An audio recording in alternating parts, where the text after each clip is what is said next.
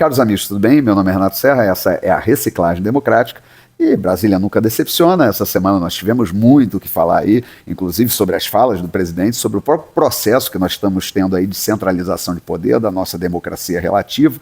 Tivemos aí dispensa de venda de itens, vamos dizer, humanitários lá para a guerra da Ucrânia. Tivemos aí uma declaração maravilhosa de uma Índia lá na CPI das ONGs, vale a pena vocês darem uma procurada nisso e olhar a respeito.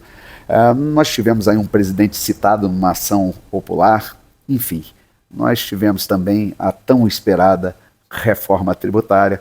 Tudo isso eu estou tratando aqui nesse vídeo. Então, para você que já me acompanha, peço que vá até o final. Um vídeo é um pouquinho longo, é muito assunto, mas eu estou abordando de uma forma interessante exatamente para você poder refletir.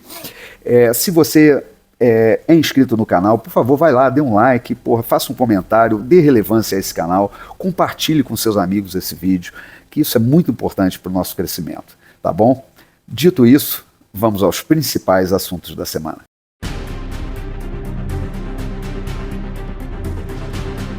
E essa semana começou ainda com os impactos, né, das falas do presidente lá no Foro de São Paulo. E ficou muito claro para quem ainda tinha alguma dúvida, ou para quem falava assim, não, vocês estão exagerando, não se trata de um governo que pense no comunismo. Bom, o presidente, além de falar de democracia relativa, né, que é um conceito relativo, dizer que gosta da democracia porque ele foi eleito por ela, caso contrário, obviamente, não gostaria dessa democracia. Ele ainda falou que quando é chamado de comunista, né, quando nos chamam de comunista, na verdade estão nos elogiando, né? Então a gente vê que a implantação do comunismo, né, como ideologia totalitária é uma coisa que é um processo que está em andamento e que ele é um dos promotores, o atual presidente. Ele deixou isso bem claro.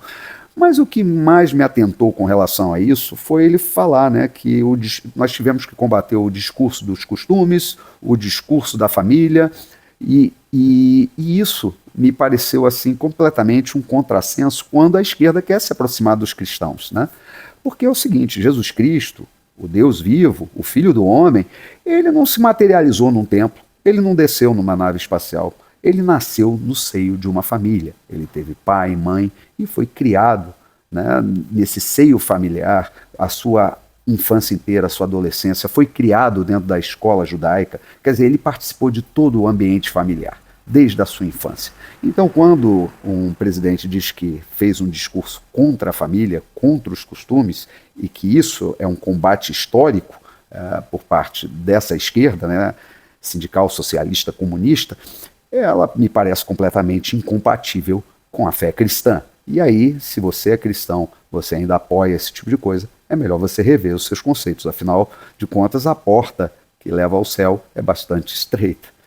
Bom, e falando também de discursos do presidente, houve a reunião do Mercosul e ele teve que engolir a seco ali.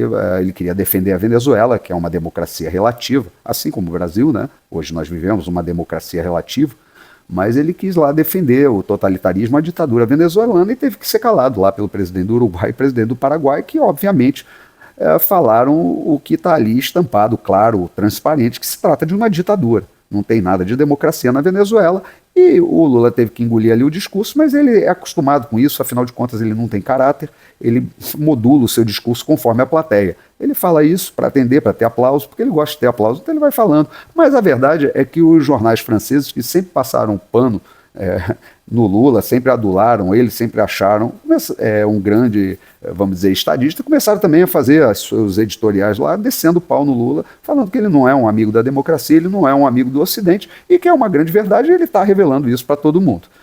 Mas, além dessa, vamos dizer assim, dessa característica de Lula, muitas ações vão mostrando exatamente o caminho que o Brasil está tomando, né, esse caminho de centralização e totalitarismo.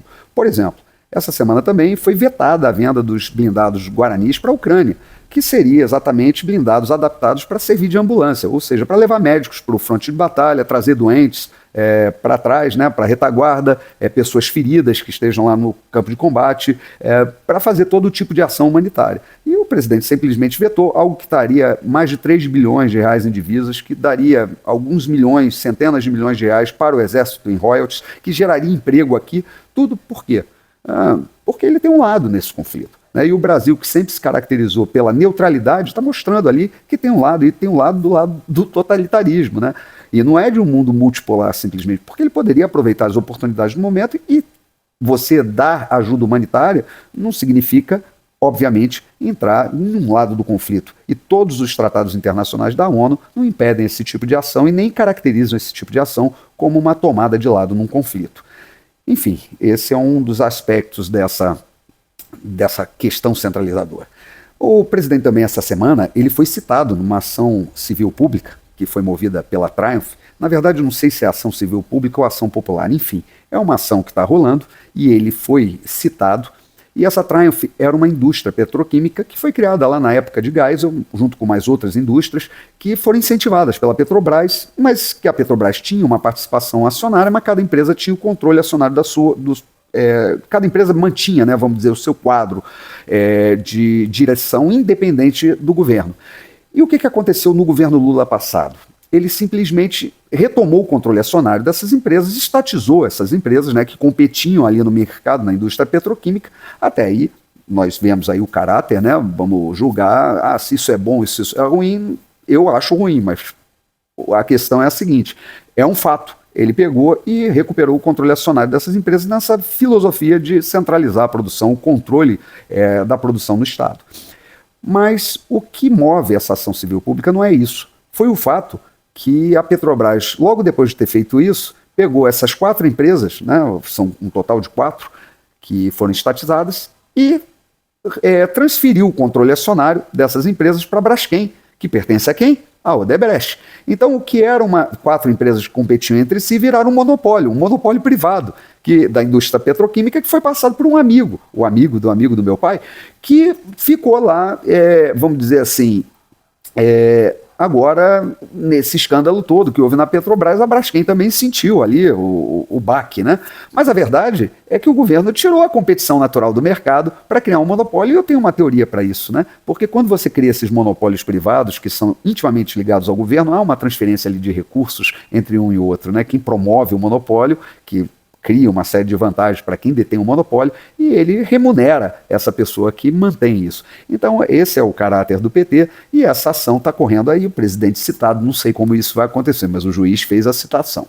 Bom, e essa semana também a gente teve aí a questão das CPIs, ficou aí meio que em stand-by, porque houve outro assunto que tomou conta da pauta, mas teve um discurso muito interessante que eu assisti de uma índia, né, na CPI das ONGs da Amazônia, que é uma coisa curiosa, e ela vai no cerne da questão que eu sempre falei aqui, que obviamente que o objetivo dessas ONGs na Amazônia é ganhar dinheiro, ter recursos, manter, e para isso eles têm que manter os índios na condição de miséria, quer dizer, eles querem montar esse zoo antropológico, né, exatamente para que aquilo seja sempre uma fonte de recursos externos, que eles possam explorar também a biodiversidade, minerais e tal. A Índia foi muito clara ali qual é a dinâmica disso, de dominação dessas ONGs, que já foi denunciada, inclusive, por caciques de esquerda, uma coisa absurda, está todo mundo vendo isso daí e fica todo mundo calado com relação a isso, né? Porque a questão ambiental é uma questão sensível, mas se tornou um tabu falar sobre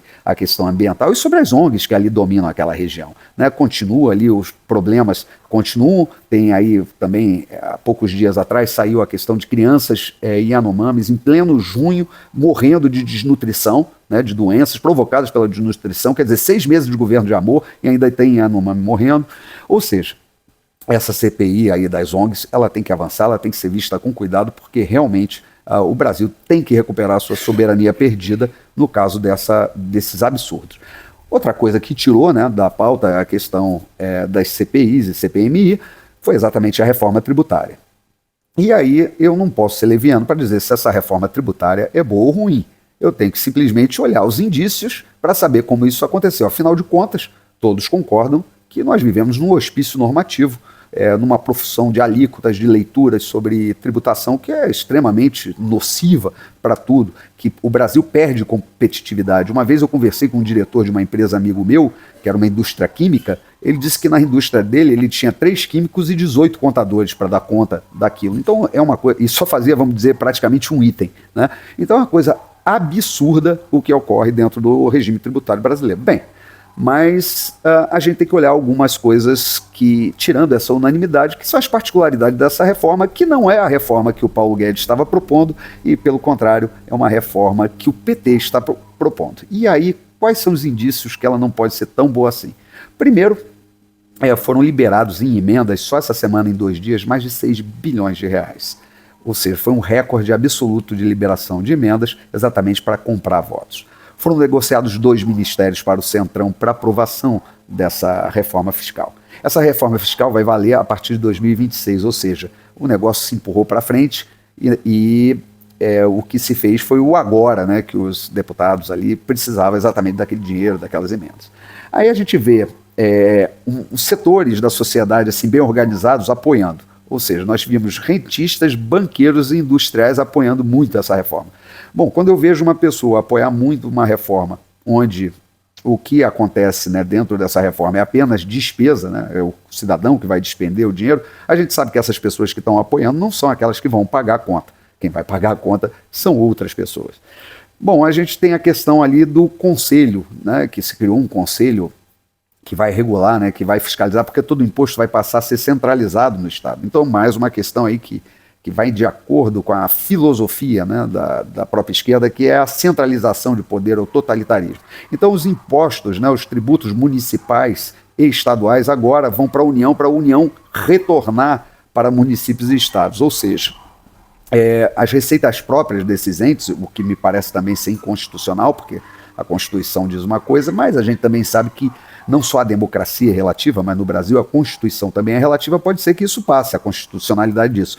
Mas a verdade, pense bem, se você tem um recurso que você pode arrecadar diretamente, né, e vir diretamente para você, do cidadão, para o município, quando você chega assim, o município arrecada, repassa para o Estado para depois voltar para o município, ele transitou, né? E nesse trânsito, obviamente, que o dinheiro, de alguma forma, ele é subtraído. Aí vai ser subtraído na própria estrutura burocrática, né? Porque esses conselhos são 50 e lá vai bolacha membros, vai ter que ter assessoria, vai ter que ter local para que esse conselho se instale, vai ter que ter um quadro funcional para dar suporte a esse conselho. Então, na verdade, nós estamos criando aí mais uma estrutura burocrática estatal para consumir exatamente o dinheiro dos contribuintes. Então, isso não tem como ser melhor, né? Só isso aí só pode ser pior. Então, agora, se vai aumentar a tributação, é uma coisa que me parece ser clara. Talvez aumente a arrecadação pela eficiência sem aumentar a tributação. Mas se você olhar lá para trás, no ano passado, houve uma aprovação da PEC da gastança, né, que foi um furateto de 150 bilhões de reais. Ora, gente, quando você faz um furateto de 150 bilhões de reais com os compromissos que você tem que cumprir e que dependem exatamente da arrecadação para você pagar exatamente os seus compromissos, o Estado faz exatamente isso, ele vai ter que arrumar como arrecadar isso para poder exatamente cobrir o rombo que ele mesmo criou. E aí, meus amigos, quem vocês acham que vão pagar a conta? Porque o Estado, ele é bom de gastar, né? Mas não faz dinheiro. Quem realmente faz dinheiro é o trabalhador, é quem produz, é quem cria bens e serviços. E falando nisso, me parece que o setor de serviços vai ser o mais afetado nessa reforma. É a própria classe média a mais afetada e, muito provavelmente, a classe mais baixa que sempre pagou essa conta. Então, bom, era isso que eu tinha para falar para vocês. Um grande abraço e até a próxima.